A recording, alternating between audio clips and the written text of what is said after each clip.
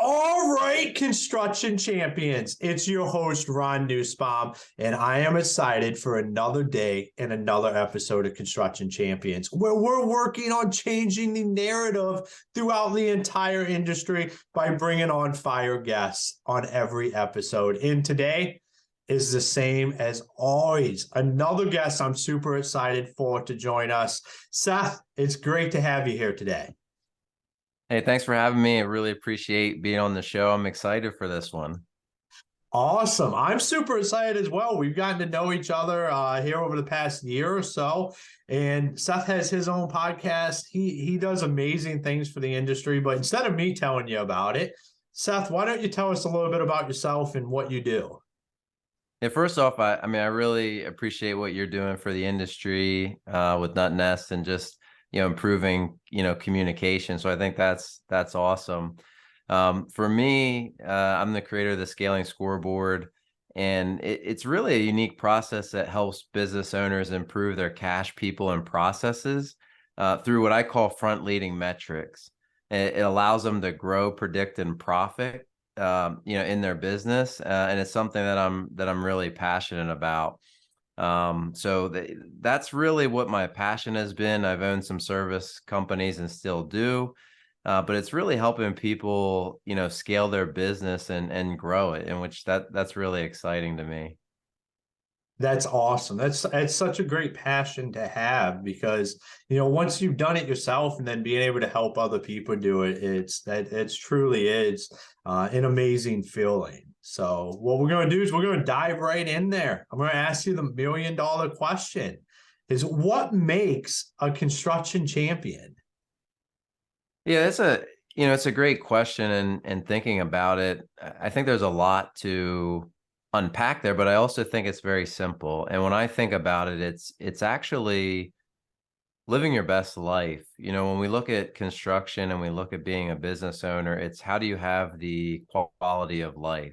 How do you, improve your cash flow? How are you, have a good process in improving your people? How are you improving your business processes to scale? When you do that, you're actually creating a better life and way. Nobody actually goes into business to make, to have more stress. Typically the way it works when you think about it is you start a business, you have this dream, you have hope. You think that life is going to be a certain way by starting the business. Then you get into it a month or a couple of years, 3 years, 4 years, and there's sometimes you haven't even made money yet. And you're saying, what's going on? And I think that's where we have this as far as, being a champion. It's understanding how to win. Being a construction champion is having the life that you set out to when you started. Those dreams, we all had them. What were they? Was it the boat? Was it the cabin? Was it the beach house? Is it the certain car? Is it the freedom? Is it the financial, independence? You had a vision. So a construction champion to me is finding that place and finding a way to get there, having a roadmap to make that happen. Because the good news is this: you can have it. And if you're not there, there's different tools and different avenues to help you get there. And I can think of myself, having the challenges and struggles. And I think that's what led me into getting into the coaching, is understanding some of the things of where I struggled in, cash, people and processes, the same things that I work and now have an understanding, being able to fall flat on your face and then be able to show people like, hey, you can get to those things. Can get to those visions. So when I think of construction champion, I think it ties back to the original vision that we had when we started our business. And, I would ask people, and I would ask the people that are listening, how close are you to that goal today? How far away are you? What do you need to do to get there? Because to be a construction champion, I think is, and being realistic of, where you're at. So being honest with yourself, and then saying, how do we get there? So I think that's, to me, that's what I would break down and what is a construction champion? I love it. And that's powerful, the living your best life. Because I think truly what does happen also often is guys set out there with this vision and this dream of, like you said, is it the boat? Is it the vacations? Is it the money? And somewhere along the lines, that gets traded for 80-hour, 100-hour work weeks and no boat, no vision, no money. Like somehow that ends up happening. What causes that in your mind? Why do we lose sight of living our best lives when that's what we set out for? Yeah, for me, through a lot of obviously experience, I've owned companies for over 18 years in the service business, and then, I'm doing coaching as well. And I think that the common theme that I've found is, not being able to keep score. So, one of the things that I've realized is score is something that we have. And when you think of a stadium, I know like you're a Ohio State fan. I see some of your gear. I hate that because I'm a Penn State fan. So I actually thought about not doing this because of that. That's how strong oh, look at that. There we go. Okay. All right. You might Um, lose a bet every so often. yeah. That's a good one. That's pretty cool. So now I feel a little bit better. But Beaver Stadium is over 100,000 people, and you can relate to Ohio, the horseshoe or whatever. But there's so many people that are in that stadium. And one of the things I had was kind of a revelation. I went there with my mom, and my mom knows nothing about football. She doesn't care about football. Not even important. But yeah, obviously she went because I'm her son and to spend time. We get that with family. But when we went in, I had a revelation, and I realized there's 100,000 people here. And there's one thing that clearly communicates to all those 100,000 people and the coaches, the players, of what's going on in the game. And it's a scoreboard. That scoreboard allows that mass of people to know if it's fourth down. If it's 4th and 25, there's, I would say, 90,000 people that know that you need to punt the football. I'm sorry, I'm a sports guy. That's, a little bit of how I talk. So, and relate things to, but that is super clear. And in the construction world, I've realized that a lot of people can't even rally 2 people, 20 people, 200 people. So if you can really rally 100,000 people in a clear, simple way, I said, well, how are they doing this? How does everybody know in real time what's going on? I said, it's a scoreboard. It gives you some clear stats, what quarter it is, how much time's left, what's the down and distance, meaning how far do you have to go to get a first down? And, is there, penalties or stats, whether, if it's basketball or football, there's some different stats that are on there. Mm-hmm. That's how the coaches manage the game. So I realized that through doing this, that's where a lot of people fall off the radar or the map with not having score in their organizations. People, when you think of a game, when you think about if it's 4th and 1, the whole stadium is behind that. They're cheering, whether you're home or away. They're saying, "Get it" or "Stop them." One of the two. But in that moment, I've realized in construction businesses and service businesses, we don't have that, the team rallying behind us, because they don't know what the stat is. They don't know where we are in the game. They don't know if we're winning or losing. So in order for us to really get the team behind us to improve those things that we talked about, we really need to let the company and the people know, because I believe that people want to win the game. Your staff and your business and your organization want to win the game.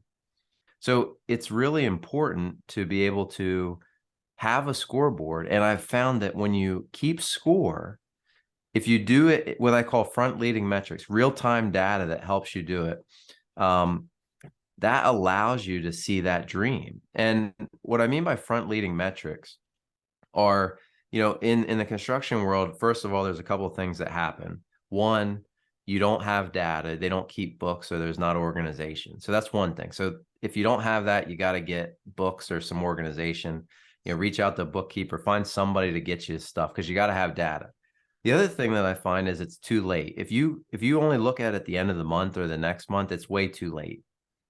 We have to actually switch this to what I call front leading metrics and look at the areas that make the impact to get the desired result that we want. So if we want to have better sales, or we want to have we have to look at that activity that's earliest in the process. When we look at sales that are not closed, we say, okay, we've closed this many sales. Well, what is the process over here that dictates how we get to here? And too many times we're looking at this number and we're not happy with it. Whether it's cash in the bank, we can't find people, we're not hiring people, our processes are broken. We have to break that back and say, how do we get there? So going back to the question of, why does that dream fall short? I truly believe it's through score. And I believe when you create a scoreboard that can rally your people, all of a sudden you're going to see cash in the bank account. Your people are going to be motivated because they're going to rally behind a goal.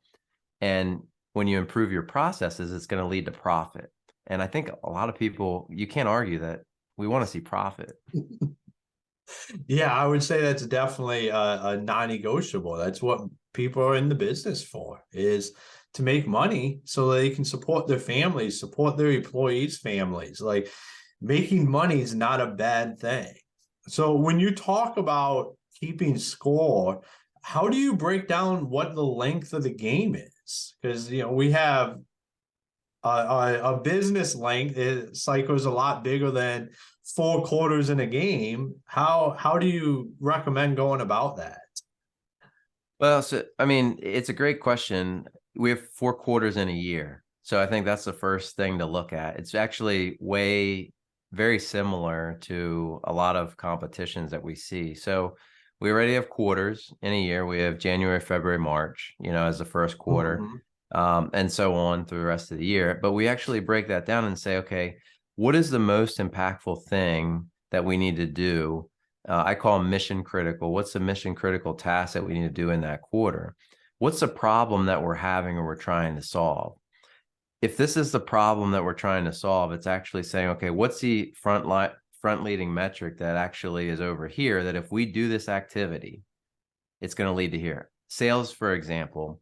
People aren't happy with their sales numbers. And I'll give you just a goofy, silly one to paint the picture. We can measure on your scoreboard, it might be handshakes, because what handshakes mean is it's getting your name out there for, generating leads. So if we track the number of handshakes, now, however you want to measure that, if it's calls or if it's conversations, but that's a front leading metric that says if we shake enough people's hands, it's going to lead to opportunities.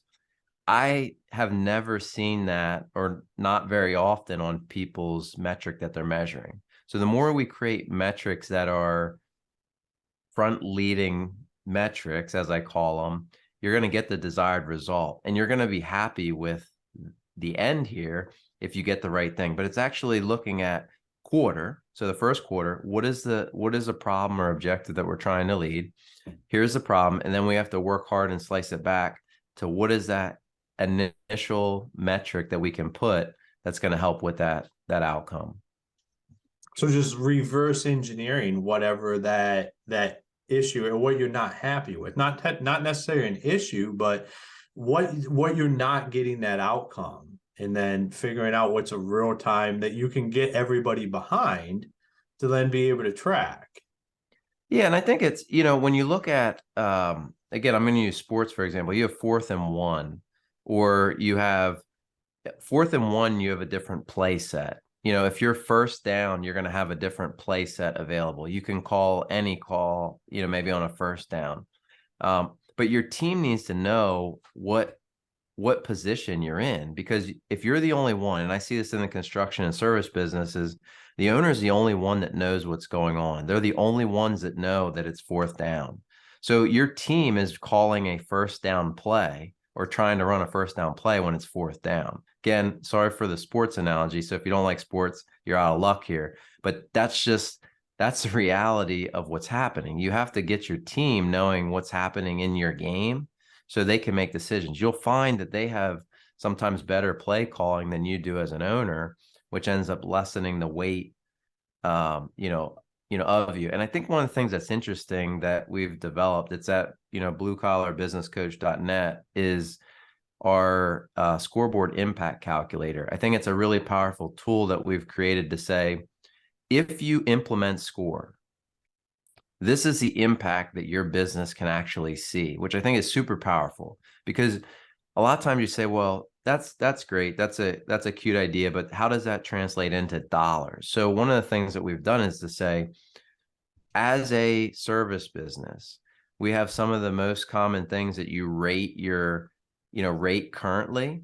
And we tie that to, by keeping score and rallying your team, how much in real dollars, real money, we like real money here, what impact will that have? And I think people are amazed when they see, what this idea of score can really mean in their organization. And it's just super powerful. So that's been, when you look at, when we're talking about that vision and where you want to get to, understanding how much opportunity is there for additional revenue or profit. And that number typically falls into your bank account, which makes people really, really happy.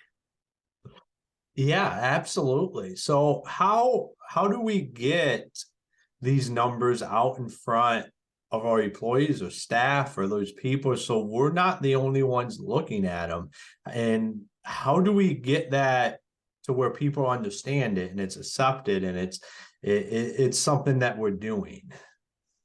Yeah, so front leading metrics are really about the basic things. So if I was to take put a P&L or a balance sheet in front of, blue collar workers, they have no clue. And most owners don't, to be honest. The idea is the example that I gave with handshakes. It's really about making it so simple that anybody can understand. So it's posting it, whether it's in the office or if it's in a shop. And the scoreboard can be, it could be by division, it can be by department, but it's tracking the most impactful items. And really, it's usually less than 10 things. It's saying, okay, these are mission critical things that we need to put up that everybody can understand. And if we do these activities, we're going to get the result. So, for what I do, with clients, is we have a dashboard and a scaling scoreboard that they can customize for their organization, so everybody can see it. It's all, fancy and pretty, but for anybody that's listening, here, like, you really just have to decide what are those key metrics and things that you need to do.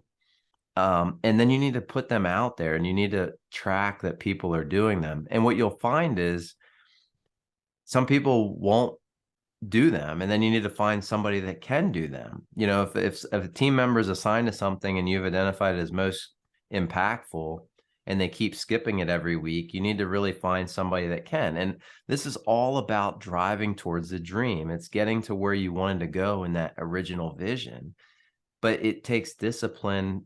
But if you don't have score, you don't know how far you're making progress on those areas. And it is 100% guarantee that if you outline the most impactful items and you do them, you will get the results every time. I've never seen it another way. What I have seen is people that don't do the front leading metric or they don't do the activity. There's no way to get the result if you don't do the activity. If you identify it the right way and you do it, you 100% of the time get the result.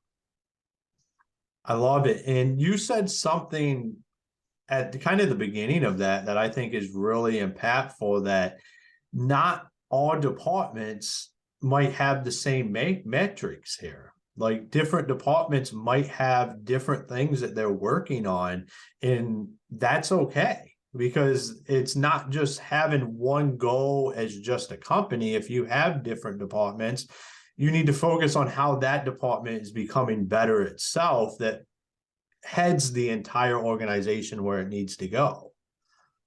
Yeah, and I think that's something that is key, is to know, like, some people may track, let's say you track callbacks. I would argue that that's a little bit late in the game to track. So a lot of organizations will track a callback. To me, that's not a front leading metric. A front leading metric is saying, a callback to me is over here. I keep giving this breakdown, but if you have a callback because of a customer that's unhappy, it's really, what is the metric that's indicating that proactively so that you can eliminate the callback? That we don't want to track the things that are actually almost the negative. It's saying what leads to that ahead of time. Is it, can we get a rating on, ahead of time so we avoid the callback? The other thing is with damage and construction and service businesses, a lot of times you don't want to have high workman's comp, or you don't want injuries or all that stuff. So, are you tracking, near misses or damages? A little damage is telling me that that's an indicator that we're going to have a big accident at some point. So, some of this is out there, and sometimes people are doing it, but they haven't pulled it all together and realized the importance of tracking that and adjusting it ahead of time before it's, kind of in the negative. Well, I think it's a very proactive way. And I love just reverse engineering from what do most people track, that callback, but we don't want the callback. So why are we tracking them? Because whatever you give attention to, like you said earlier, you're going to get. Right. So Yeah, it's pretty silly. Like when they if you look at the stuff we track, it is a lot of the post data. So and how you really grow is eliminating that ahead of time. And that's where identifying that and then rallying your team to see what's happening. Because here's what happened. When we look at even the recession and all the things that people talk about, you can see, and I'm actually doing a seminar with the local ABC chapter that we're in, but it's saying, okay, what are the indicators that tell us before the news or the government, because that's not what I'm into. It's saying in my business, what is the front leading metric that I can look at that tell me something's coming? And I'll give an example with subs. One of the things we were looking at was, are subs more hungry? If you're a general contractor, if your subs are more hungry and pinging you, that's telling you that there might be a shortage of work out there. There's early indicators that tell us that things are happening so we can prepare and adjust our business before it's too late. So it's really unpacking these things and, being proactive in them and making sure that we understand, because this is how you lead through a potential recession. The recession may never come. They've been talking about it for 2 years now. People say that they're still booked out. So, but I want them to know, what's happening ahead of time. And if there are early indicators, don't rely on anybody else. Don't rely on somebody to tell you some hype or smoke. Know for yourself. That's how you run a good business and how you lead to the promised land. yeah, absolutely. I love that when you talk about just the stuff with the we say we've heard that and heard that. I just had this conversation last night with a guy asking me what I thought. And I said, I feel like everybody's been talking about it, but everybody's stayed busy. And people that are good are booked out as far as they want to be right now. And I think it's just a lot of talk, and we have to focus on what exactly is happening right now and what can we control. And what you're saying is very powerful. And being a sports guy, I've loved all the analogies when you sync it back to that, because that makes sense. And I think a lot of people in the construction industry can make sense of that. And that's what it's about, is making this just simple so it's easy to go out, implement, and rock and roll and continue to grow your business. Absolutely. Yeah, I think that, and the easiest thing to do, what I would say is if you're interested in, considering SCORE, what it is just to go to bluecollarbusinesscoach.net and just take a look at that. Whether you want to talk about it further or not, it's just more understanding for your own understanding how much SCORE, when you see the number, again, it's based on your revenue and how you rate the things that you're currently doing, like, the processes and hiring people and finding people, but it will give you a clear picture of, how impactful SCORE can be on your business immediately. And if it's something that, the number seems good enough, that you should probably start doing it, whether it's with us or, it's just doing it with yourself. It's so important. I just want to challenge anybody to get it in front of your team, rally your team, have them behind you so they can be a part of it. Don't put all the weight of business on you as a business owner. It's not what you need. You have a team that wants to help you, and they're there. You just, as an owner or a leader, you gotta give them a framework to know how to be in the game and help out. So that's I think it's so important. Awesome. I love it. Well, if people wanted to connect with you, I know we have the website. Is there anywhere else that people can reach out to you, connect with you if they wanted to follow you? Where's the best places to do that? Yeah, I'm real active on LinkedIn, so you can find me there. BlueCollarBusinessCoach.net is a great place, resource to learn a little bit more about the scoreboard and do the calculator. You can shoot an email to me. It's just Seth@BlueCollarBusinessCoach.net. Happy to chat about it. If there's anything that you want to ask about score, but just keep score. If I could say anything, just find a way to rally your team, get a scoreboard, get something that everybody can see what's going on. It doesn't have to be the deep financials or anything like that. It's the front leading metrics. It will take you from that dream that you ready had when you started that vision, and it will actually get you there. I promise you. Awesome. I love it. And Seth, thank you for joining us today on Construction Champions. Thanks for having me. All right, Construction Champions, that's another episode in the book. And I think when we talk about the scoreboard and how we track all of this, a great question to go to that mirror and ask yourself is, when it's 4th and 1, is my team with us? Are those fans and everybody around us with us? Do they even know what we should be running as a play, and that it even is 4th and 1? Because I think, just as Seth talked about, is in a lot of businesses, your employees don't know that it's 4th and 1, and they're running a first down play. And that right there will lead to failure. And that's not what we want. At the end of the day, we want to be champions. And as Seth said, champions win. So you have to find out a way to be able to track those wins, so everybody in your organization knows you're winning. And when people win and they win together, what ends up happening? We end up winning championships. So all you construction champions, until next time, go be the champion you were meant to be.